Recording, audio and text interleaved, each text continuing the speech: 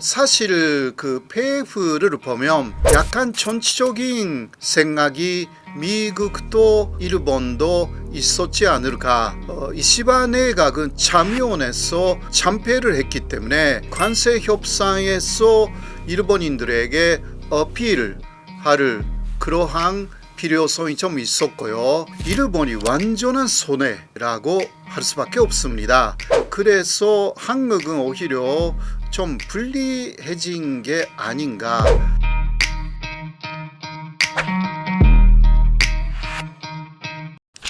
여러분 안녕하십니까? 저는 세종대학교의 호사카 유지 교수입니다.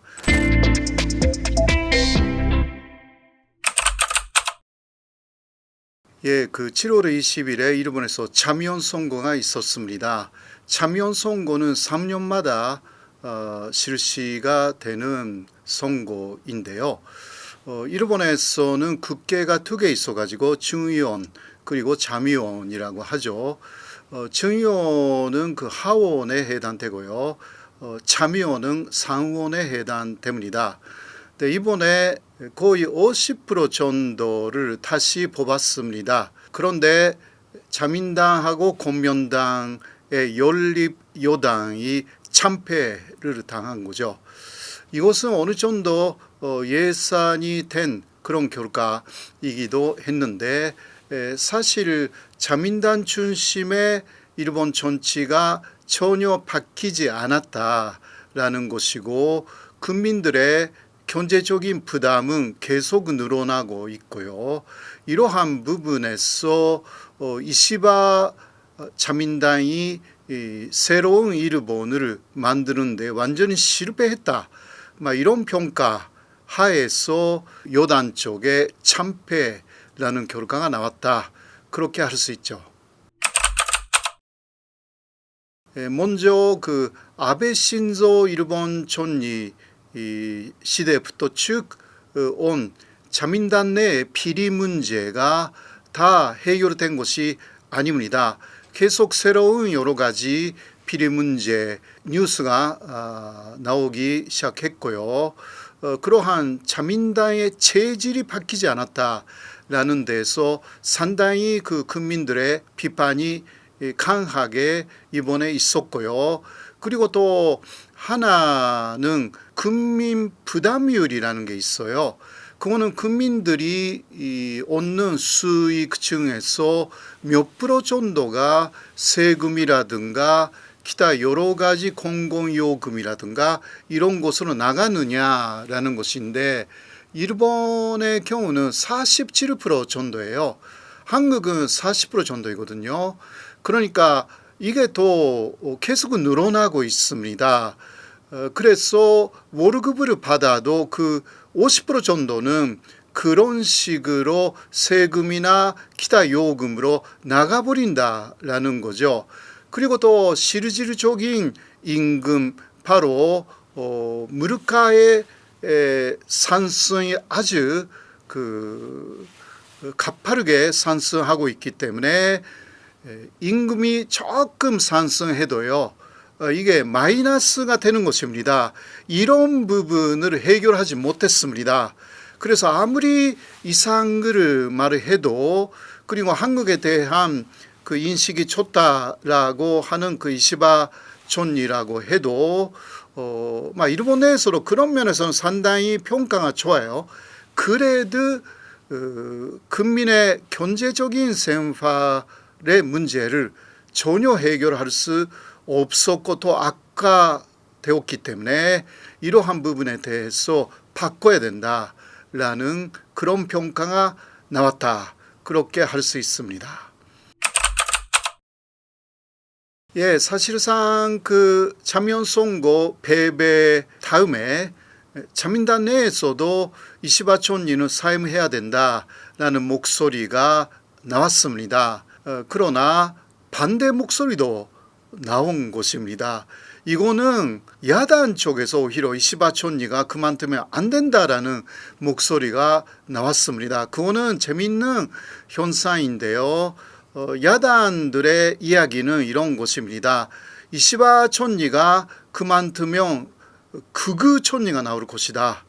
그러니까 이시바 촌리는 최근에 일본 촌리, 자민당 촌리 중에서 가장 그 문제 없는 상식적인 일본 국민을 대표할 수 있는 촌리이기 때문에 오히려 사임하면 일본을 잘못된 방향으로 이끌어가는 극우가 나오기 때문에 이시바 촌리는 그만두면 안 된다라고 하여서 최근에는 오히려 이시바 촌리는 계속해야 된다라는 시위까지 벌어져 가지고요. 거기에는 1000명 이상의 사람들이 모여서 이시바 그만두면 안 된다라고 하고 있습니다. 일본에서는요, 1000명 모인다라는 것은 굉장히 많은 숫자이거든요. 한국하고 달라요. 일본은. 현재는 그러한 상황. 그리고 이시바 촌리도 참패 이후에 그만둔다라는 말은 한마디로 하지 않았습니다. 그래서 그러한 상황에서 지금 일본에서는 8월 15일은 한국에서는 광복 80주년이죠. 일본에서는 패전 80주년이 되는데 이때 10년마다 일본 촌리는 어떤 담화를 발표를 했어요. 그래서 이시바 촌리는 담화를 발표한 다음에 고치를 생각할 것이 아닌가, 이런 식으로 생각하는 분들이 많아지고 있습니다. 그 새로운 담화, 이것은 그러니까 일본 내에 극우들은 굉장히 경계하고 있습니다. 고노 담화라든가 무라야마 담화처럼 과거를 반성하는 그러한 담화를 내고, 아베 담화, 그거는 10년 전에 있었거든요. 아베 담화는 과거를 전당화하는 담화를 냈어요. 이것을 무력화하는 그러한 의도를 이시바 촌리가 갖고 있는 거 아닌가, 이렇게 오히려 일본 내에 극우들은 경계하고 있어요. 예, 현재 거론되고 있는 자민당 내의 인물을 말씀드리면요, 고이즈미 신지로가 있고, 그리고 모테기 전 외상이 있습니다. 그리고 극우 여성으로 알려져 있는 타카이치 사나에가 있고, 이 3명 정도가 자민당 안에서 거론되는 사람이고요. 물론 그 젊은 사람들 중에서는 고바야시라는 사람도 거론되고 있기는 합니다. 그런데 지금 야당이 좀 많지 않습니까? 그 여권이 지금 과반수가 되지 않았기 때문에요. 그래서 결국 국회에 가서 촌리 지면 선거를 할 경우에는 타마키 유이치로라는 국민민주당 대표가 새 촌리가 될 가능성도 있다, 이런 식으로 이야기가 나와 있습니다. 그 참전당은 극우 정당으로 알려져 있습니다. 일본인 퍼스트라고 이야기를 하면서 외국인에 대한 그 규제라든가 상당히 현재까지 일본 정당이 말하지 않았던 극우적인 이야기를 하고 있는데요. 이 사람들이 그래도 일본 사람들의 마음을 어느 정도 잡았다라는 이유는 현재 자민당이 보수 정당이 아니게 되었다라는 것을 일본인들이 많이 느끼고 있습니다. 그 이유 중 하나가 자민당이 LGBT 법라는 것을 통과시켰습니다. 이것은 쉽게 말하면 동성애자를 인정하자라는 그러한 내용을 담고 있는데요. 현재까지 자민당은 보수 정당이었기 때문에 이런 것에 대해서는 상당히 거부감을 나타내는 정당이었는데, 그 자민당이 거기서 벗어나 버렸다. 사실상 그런 것을 반대하는 보수들은요, 자민당 이제 보수가 아니게 되었다라고 하여서 강경 보수를 지지하게 된 거죠. 물론 그 일본 보수당이라든가 또 비슷한 강경 보수당이 있지만, 그 참전당이 그래도 많은 지지를 얻게 된 이유는 또 하나 국민들의 부담을 줄이겠다라는 이야기를 계속하기 때문이죠. 국민 부담률이 아까도 이야기했지만 일본 사람들은 47%나 됩니다. 그런데 참전당은 공약으로 이것은 35%까지 줄이겠다 이런 이야기를 합니다. 거기에 많은 일본인들은 열광하는 거죠. 그리고 이 참전단 사람들은요, 거짓말을 굉장히 많이 말합니다. 일본이라는 나라는 괜찮은 나라다. 그 침략 전쟁 같은 거 하지 않았다. 또 엄청난 거짓말을 합니다. 그렇기 때문에 그런 거 믿고 싶어 하는 사람들이 또 참전당을 따라가는 것입니다. 사실 그 이시바 내각은 트럼프 행정부하고 굉장히 빨리 관세 협상을 시작했습니다. 다른 나라들보다 빨리 시작했다라고 할 수가 있습니다. 그래서 중간에서는 작은 부분들은 많이 타결이 되었다라는 이야기가 들려왔습니다. 네, 그러나 그게 무엇인지라는 발표는 없었습니다. 특히 가장 핵심은 자동차 관세, 이것을 만족스러운 수준에서 타결을 할 때까지는 타결을 못한다, 이런 입장이었거든요. 그런데 사실 그 자동차 관세도 15% 거기까지 내렸습니다. 사실 그 PF를 보면 약간 정치적인 그러한 생각이 미국도 그리고 일본도 있었지 않을까. 이시바 내각은 참여원에서 참패를 했기 때문에 그 관세 협상에서 일본인들에게 어필을 할 그러한 필요성이 좀 있었고요. 그러니까 특히 자동차 관세를 15%까지 낮췄다. 이것은 누가 해도 어려운 것인데 이거는 성공한 게 아니냐라고 내세우기 위해서 자면 선거 이후 좀 빨리 타결을 했다. 그렇게 볼 수가 있고요. 또 트럼프 행정부도 그 관세 협상을 지금 벌이고 있는 나라는 15개입니다.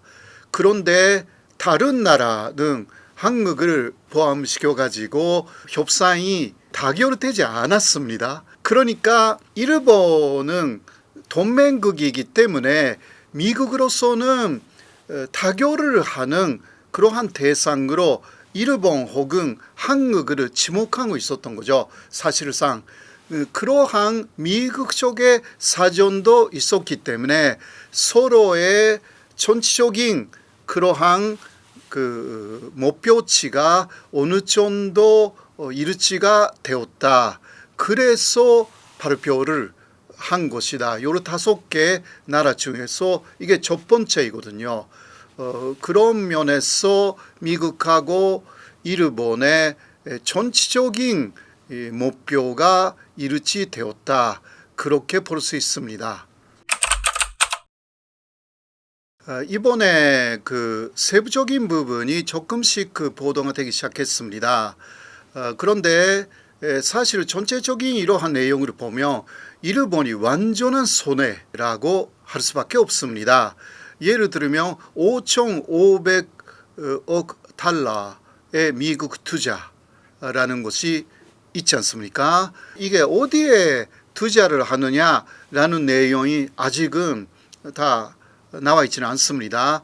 아마도 미국 내에 그 일본 자동차 공장을 만드는 것이 아닌가. 그 중 하나는요. 그렇게 할 수가 있죠. 그러면 일본은 관세를 내지 않아도 되고 또 미국에서는 미국 노동자를 고용하는 그러한 효과가 있는 것입니다. 그런데 이 5,500억 달러나 투자를 하는데 거기에서 나오는 이익이 있지 않습니까? 이익의 90%는 미국이 가져간다. 이거는 일본 사람들이 이 내용을 들을 때 이게 도대체 뭐냐고 이렇게 말할 수밖에 없는 부분들이 있습니다. 기타 그 미국으로부터 수입하는 그 미국의 쌀이에요. 이것을 75% 증가시킨다. 이러한 부분이 있습니다. 현재까지만 해도 미국의 쌀을 전혀 수입하지 않았던 것은 아닙니다. 60만 톤 정도는 외국에서 수입한다. 그것도 거의 관세를 매기지 않고요. 이러한 부분들이 좀 있었습니다. 다른 것은 400%나 관세를 매겼어요.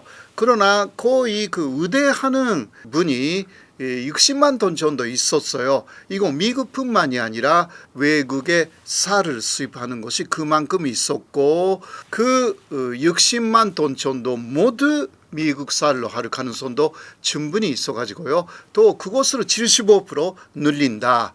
이러한 내용들이 앞으로도 나올 가능성이 있습니다. 그래도 일본 사람들이 필요로 하는 쌀은 더 많은 그러한 양이기 때문에 그 정도이면 그 미국의 이익이 될 것은 아니고요. 일본 농가에 대해서도 굉장히 많은 그 피해를 줄 것도 아닌 것 같은데, 일본의 농가는 이것을 도르박으로 해가지고 미국 쌀의 수입이 사실상 굉장히 많아질 가능성이 있다. 이것을 우려하고 있고, 특히 고이즈미 신지로 같은 사람이 총리가 되면 이 사람은 그 완전히 그런 자유무역주의자이기 때문에 걱정하고 있는 거죠. 기타 많습니다. 그 미국의 보잉사의 비행기를 100대 정도 수입하겠다라든가 이런 것은 일본이 그냥 일반적으로 그냥 그 받아들인 부분이고요. 전체적으로 보면 미국에 대해서 굉장히 그 좋은 내용이고, 일본은 더 안 좋은 내용이고, 또 베센 그 장관은 또 중간에서 일본이 말을 듣지 않으면 또 25%로 다시 관세를 올리겠다고 또 말하고 있고요. 또 이번에 협상 문서 자체가 없습니다. 이러한 부분들이 일본에 어떻게 작용이 되는지는 지켜봐야 하는 부분들입니다. 이거 그 여론조사가 좀 있었는데요. 일본에서는 거의 50% 이상의 사람들이 이 교류가에 대해서 찬성한다. 이렇게 나와 있습니다. 트럼프하고의 협상 자체가 어렵다라는 게 굉장히 좀 있었기 때문에, 특히 자동차 관세를 그 25%에서 중간에서 또 트럼프 대통령이 35%까지 이야기를 했거든요. 거기서 15%까지 내려갔다라는 부분만 봐서 50% 이상의 일본인들이 잘했다. 근데 안 됐다라는 사람들이 30% 정도이기 때문에 굉장히 그런 면에서는 아직까지는 일본 국민들은 긍정적으로 보고 있습니다.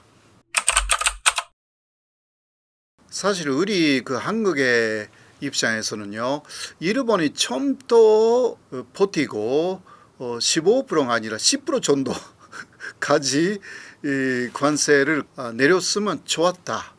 그렇게 생각하는데, 일본은 역시 정치적인 입장이 부담이 좀 있었기 때문에 초기에 타결을 해버린 것이라고 생각을 합니다. 그래서 한국은 오히려 좀 불리해진 게 아닌가, 그렇게 약간 걱정이 돼요. 미국은 다음을 한국을 지목하고 있기 때문에 좀 부담이 좀 있지 않습니까?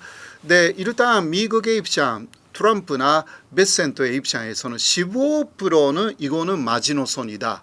이렇게 이야기를 하고 있거든요, 벌써. 그러니까 이것을 깨고 또 그 관세율을 낮추는 것은 굉장히 어려울 것이다. 그래서 그러면 어떤 선물을 더 그 일본 굉장히 많은 선물을 줬지 않습니까? 이런 것을 어느 정도 줘야 되는가를 라는 것이 사실 그 한국 쪽에서 지금 아마 위농하고 있는 부분이 아닐까. 일본은 그 투자를 5,500억 달러 했잖아요. 근데 이 부분에 대해서는 지금 1,000억 달러 정도의 이야기가 한국에서 나와 있기는 합니다. 그러나 일본이 5,500억인데 1,000억 정도로 미국이 납득하느냐라는 부분이 좀 걱정스러운 부분이고요. 그러니까 트럼프 대통령이 방위비 인상 문제까지 꺼냈지 않습니까? 일본에 대해서는 이 이야기는 아직 꺼내지는 않았거든요. 이거 분리해서 하는데 일본은 일단 성공한 것입니다. 그러나 한국은 이 부분에 좀 부담이 좀 있는 것 같습니다. 앞으로 어떻게 될지는 좀 지켜봐야 알겠지만 일본의 그러한 그 협상 내용이 잠고가 될지는 조금 그 의문스러워요. 미국의 적자가 많은 나라가 더 있거든요. 일본하고 한국은 중간 정도였어요. 사실 미국에게 적자를 굉장히 많이 안겨준 나라, 그러한 나라가 어떻게 협상하는지를 봐야 되는 거 아닌가. 네, 그러나 이것도 생각해야 돼요. 그러니까 14개 나라가 그대로 버티면 트럼프는 또 8월 말이라든가 연장시킬 가능성이 충분히 있습니다. 이게 트럼프의 협상의 그 특색이잖아요. 이것을 또 판단해야 하는 입장이 지금 한국 정부의 입장이다. 그런데 유럽도 15%로 합의를 했기 때문에 아무래도 15% 플러스 선물, 이것을 어떻게 그려나가는가라는 것이 현재 한국 정부의 과제라고 할 수가 있습니다.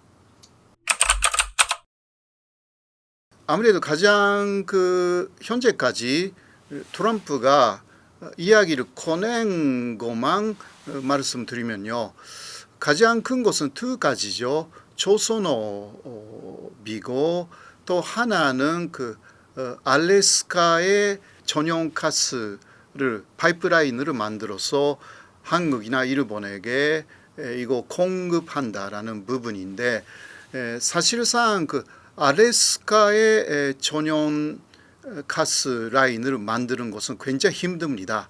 어마어마한 투자를 해야 되고 또 성공할지도 약간 미지수의 부분들이 꽤 많다고 합니다.